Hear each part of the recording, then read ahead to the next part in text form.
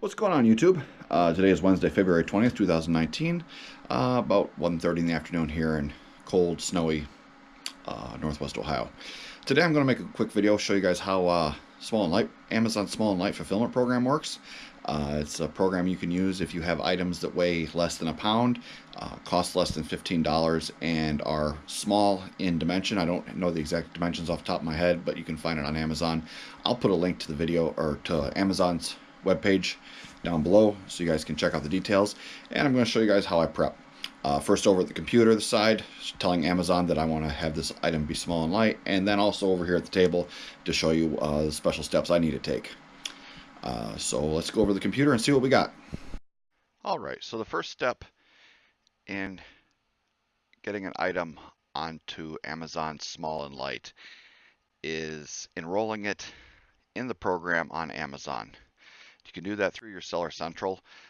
You can either just Google Small and Light Amazon and it will give you the web page, or you can bookmark it. It's really kind of hard to find just by browsing around, but it's this website here, services.amazon.com/fulfillment-by-amazon/smallandlight.html. I will link that down below in the description of this video. I'm assuming you already have an Amazon account at this point, so click on the Get Started link. That will take you into Seller Central Small and Light. You'll want to download this template here, and it will give you an Excel file. Open that Excel file, and you can just download this once and then save it if you want to. And what it's going to ask you to do, it's going to give you 3 pages. The first of which just kind of gives you a rundown of what the program is, or how to use this sheet. You're going to want to enable editing, by the way. Second page gives you an example of the format they want. And the third page is where you're actually going to submit your MSKUs. Now these aren't ASINs, these are the actual SKUs you assign to an item. If you use Amazon's, it's a rather long and random string of numbers and letters.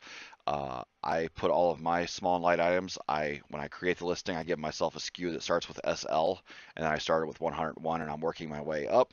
That way it's easier for me to find it later on, because I found you cannot change your MSKU once you assign it. You can delete the listing and create a new one, but who really wants to do that?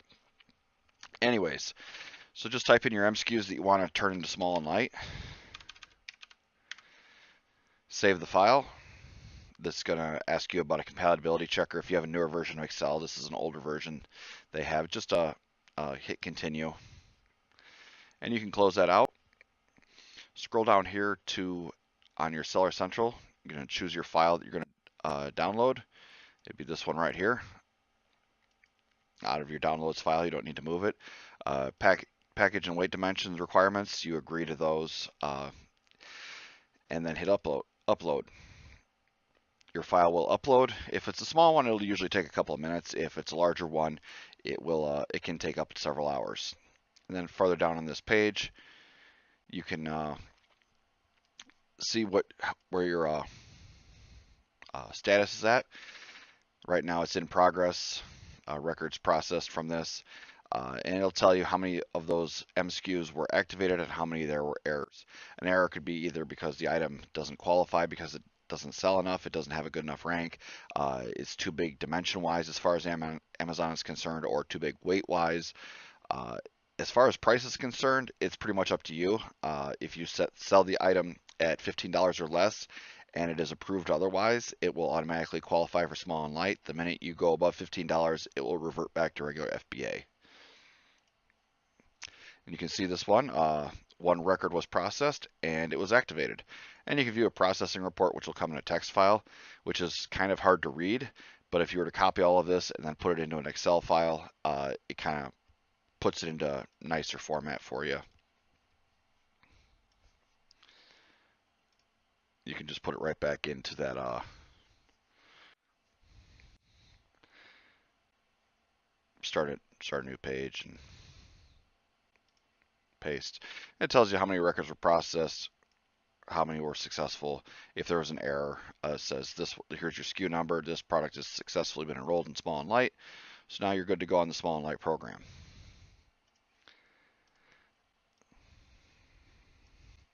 And you'll see on the Amazon side, here's a SKU number, item number, ASIN, my sell price, and my FBA fee. There's a breakdown of the FBA fulfillment fees, $2.31 or $2.30. Normally this would be a $3.19 item. So you can see there's a little bit of savings right there, and multiply that times 50 or 100 items. The savings can really add up. So that's the first step. You tell Amazon that you want to enroll it into small and light, and then there's a few prep requirements that I need to do, and I'll show you those over the table. Okay, so now that we've seen how the computer side of the small and light works, we have to prep them up. There are a few extra steps we have to do to have it qualify for small and light, and not really a lot of work, but definitely a few extra steps. One thing to keep in mind, you have to do all of your own prep work yourself. You can't have Amazon label it for you or polybag it for you for an extra cost like you can with regular FBA. It has to be ready to come out the box, get checked in, and let Amazon do their thing with no extra work. The main difference for small and light to regular is you have to put everything inside a clear plastic bag. I just ordered these clear trash bags off of Amazon. They seem to work fine for me. I just stuff them inside the box. If you have an item that fits really tight inside a box, this is the best way to do it, because you can just line the box, or line the box and stuff all your items in there and make it nice and tight, and then just tape over it. I've done that with K-cups, and they fit in there almost like a puzzle, and everything's nice and tight, and I just put the bag over there, and Amazon's never said anything about it. So I know I have 27 of these secret deodorants. When you send in small and light items, you have to have at least 24. There is no maximum, but you do have to send in a minimum of 24 items. So I just throw all 27 of these in the bag,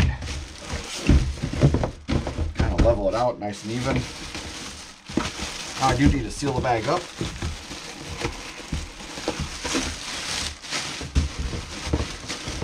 So I just roll it up.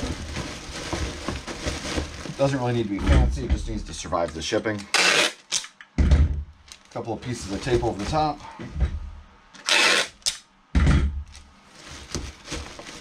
And then the other big difference between this and regular FBA is I need to make a label, and that label will tell Amazon how many I have in each bag. I just use one of my normal shipping labels for my Rolo. That's right. Quantity 27. Just like that. Peel it off. Throw it on top of the bag so it looks like this inside the box when Amazon opens it up. Pretty simple, pretty straightforward. A couple of rules to live by. You are allowed to mix ASINs. You can put multiple small and light ASINs in the same box as long as they're going to the same warehouse, obviously. Just bag up each one individually, stack them right on top of each other, side by side, however you want to do it. You are also allowed to mix FBA with small and light. I can throw some regular, say I had 2 of something else, I can just throw those on top with the regular ASIN labels, however else I normally prep them, throw it on top, and that's fine as well. Some of the benefits of small and light, besides obviously the money savings, the customer gets free shipping on the item, regardless of whether or not they are a Prime customer or not. They don't get free 2-day shipping, but they do get free shipping. So a customer that doesn't have Prime is more likely to buy my item as opposed to a merchant filled item, because it's still fulfilled by Amazon. It will get a better share of the buy box. There's a Christmas item I sold. I had the buy box nearly 70% of the time, and it was a small and light item. So it definitely doesn't hurt your sales to do this, even though it doesn't have that Prime badge on there.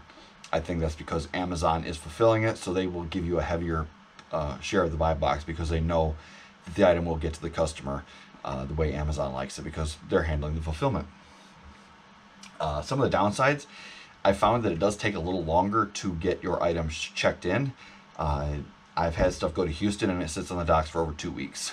So keep that in mind. You are going to have a little bit longer lead time, but as long as you keep your stock at appropriate levels, keep that lead time in mind, it shouldn't be an issue if you're working with a replenishable.